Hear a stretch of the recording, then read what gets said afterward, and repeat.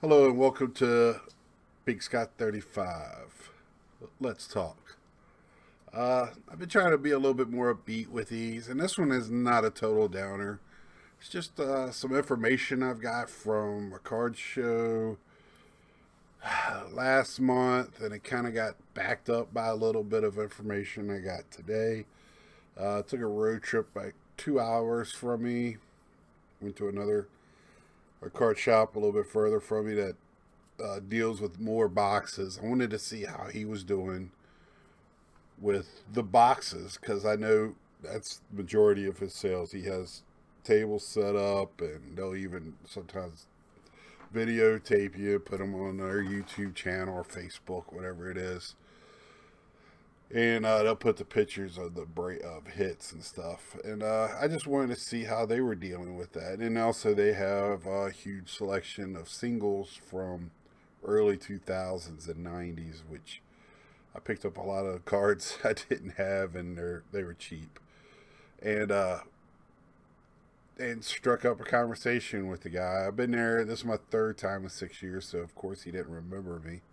But I'm in there with my cap stuff on, Nat's hat, asking. He goes, "Where are you from?" I say, "I'm from Virginia, but I live." Told him the town I live in here in northern Iowa, and started asking him how he was doing with boxes because I see he still had some, but not nearly as much as he did. I mean, this guy would have his shelves jam packed with inventory in the back, and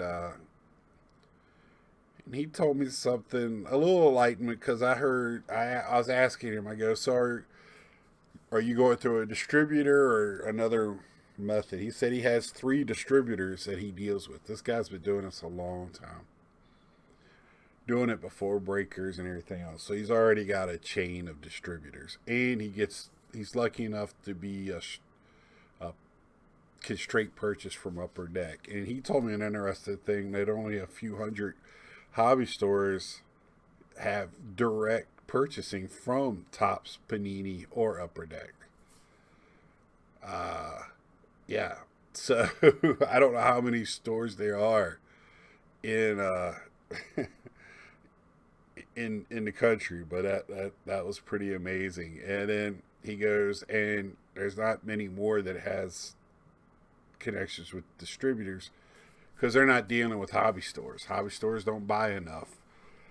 I had another hobby store telling me that you got to buy over $1 million in a year. One guy that breaks in this area bought in 3 months $80,000 worth of product, and now he's having trouble getting it uh, because the stuff's being sold to people overseas, and countries probably shouldn't be going to, but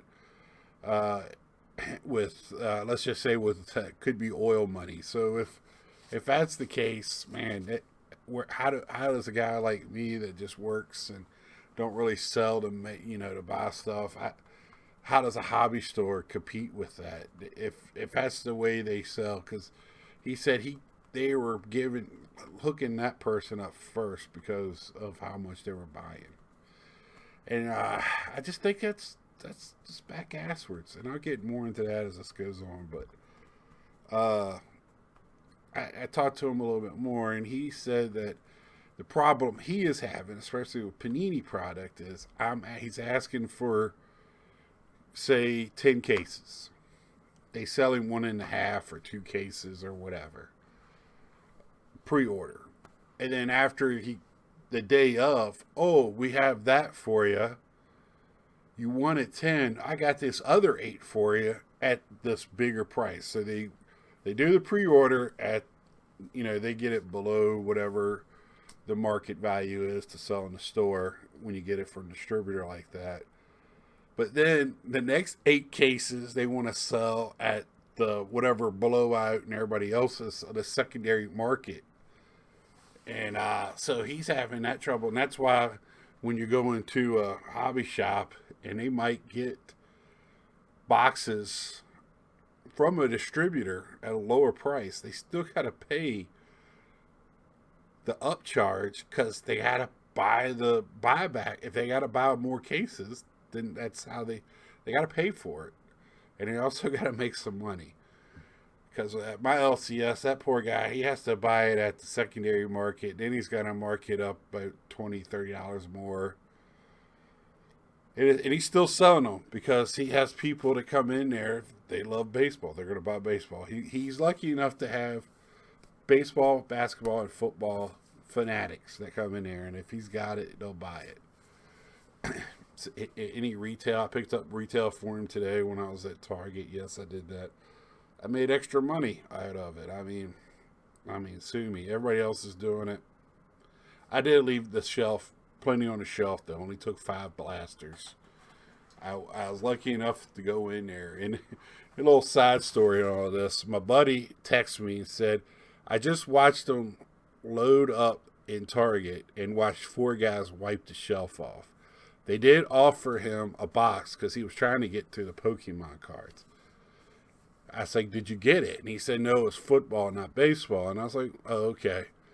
I went up there anyway because I had to go to Target anyway. So I went up there and its shelf was full again. So I'm thinking the distributor saw what was going on, probably walked off and then brought more product out and filled the shelf up with it after his guys left. Because I got there and there was 10 blasters and 2 pegs full of cellos. And I got 5 of the blasters and took them to my LCS because that he can't get product. And I want the store to stay open. And but back to my story to where I went to today. So he was telling me, this guy, he's the guy in this area. He's 49, like me, or he said he was about my age. He's been doing this a long time, so he's the store that the other stores call when they have questions. So he's been doing it a while, and he was part of the whatever they just teleconference. I think they have it in Vegas every year. I think this year they did it over Zoom for the the card the industry conference or whatever. And one of the speakers was talking about how they're only 2 or 3 years into the upswing of what's going on. And I told him, I was like, man, how can you say that? Because there's so much new money into this thing, and people are already yelling and screaming because Luka went half price after the season went over with. And so the baseball cards have just been bottom falling out of them. They're already screaming, hey, what's going on? Because these people have never seen a downside to the market. And I hate calling them market. I'm a purist hobby collector that's doing selling right now, and I'm just selling to get rid of stuff. But I just don't know if it really falls out altogether that these guys are going to be around. And this goes back to the card shops where I think Topps, Panini, and Upper Deck are not staying connected with the hobby shops. Grassroots. That's where their grassroots are. It used to be, when I was growing up, it was the corner markets and grocery stores. Then the hobby shops came along in the 80s, and that was where they flourished, and they've forgotten about them because now this distributors are only worried about making sure the breakers, which I have no problem with, and I'm sure they took care of the hobby shops first. There'll be plenty there for the breakers. It's just kind of back asswards, and I just think if they went and distributors sold it to the hobby shops for the regular, what the price should be. Like I was telling the guy today, if you got the box, say for 80, sold it for 120, that's $40. So what would the difference be for you if you got it for that price, or you got it for 200, sold for 240? You already know you got to make $40 on a box. I'm just making that number up. I don't know what it is, but so you already know you got to do that. You're going to make that price, no matter what you purchase it for, and these distributors have been making money off of this stuff for decades. And now they're, cashing in too, I guess, with everybody else. And It's just a huge money grab, and it was very disturbing. And I just, I'm hoping, like, you know, that what everybody's saying, it is strong. I'm trying to be strong. I've gone in different directions, and you'll see some of my pickups, and I've already been showing those cheaper autos. Uh, Working on my flagship Mets team, just getting stuff graded that I've had in my possession for years. As long as I can get it graded. I mean, I've had to go SGC for ultra modern because I rather pay $8.50 a card. Sue me. I mean, yeah, that's a no brainer. Uh, they look like they don't want to do bulk anymore. I don't know what's going on. Um, so, with that being said, I just want to throw that out there. Some news that I've gotten this couple of weeks. It's not distressing. We know what's going on. It's if there's money to be made, it's going to be made. And if we just, people stop buying it at these crazy prices. I got a good deal on a hockey box that was a couple of years old, but I looked up some of the good rookies from that year and actually got some pretty good cards. There were these ice cards. I think that's my favorite, one of my favorites from Upper Deck. I love that, and the hit side of them are beautiful. There was another product this year that had like uh, looked like the ice rink with the hits in it. Um, were beautiful, but Upper Deck does an awesome job with their cards, and I did good with that today. And actually picked up a box of Topps Chrome. Months later, the price isn't down to where it should be, but it's not 2 times anymore.